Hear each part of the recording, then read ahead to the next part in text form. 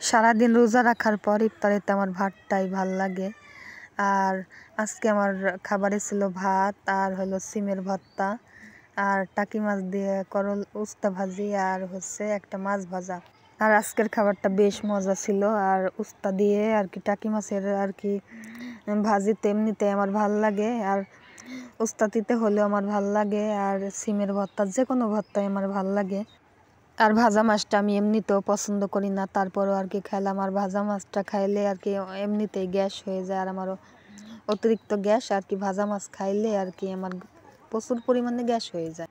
আর এই যে সিম ভর্তা দিয়ে ভাত খেতেছি, যে কি যে মজা করে খাইতেছি, আর কি যে মজা, আর যে তোমাদের যদি খাওয়াইতে পারতাম তাইলে তোমরা বুঝতা মানে সিম ভর্তাটা যে কি যে মজার হয়। আর করল্লা বলো উস্তা বলো, অনেক সময় অনেকেই বলে যে আমি করল্লা উস্তা রান্না করলে তিতো হয়ে যায়। আর আমার মার থেকেই শেখা।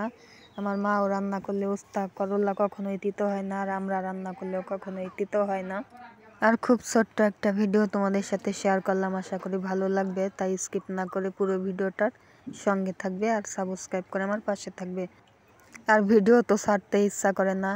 কিছুদিন আগেও ভিডিও ছাড়লে 50 জন দেখতো, 40 জন দেখতো, 70, 80, 100 জন, 150 জন, 200 জনও দেখতো। আর এখন 10 জন দেখে, 8 জন দেখে, আর 12-14 জন দেখে। এখন মনটা এত খারাপ হয়ে যায়, মনে করে না যে আর ভিডিও বানাই আর ভিডিও ছাড়ি।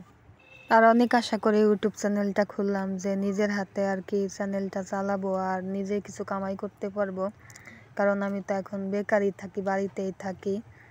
আর সে আশাটা আর পূর্ণ হবে না, কারণ আমার কষ্টে জীবন কষ্টেই আর কি যাবে, আমি বুঝতে পারছি। আমার ধরায় আর ইউটিউব চ্যানেলটা চালানো হবে না।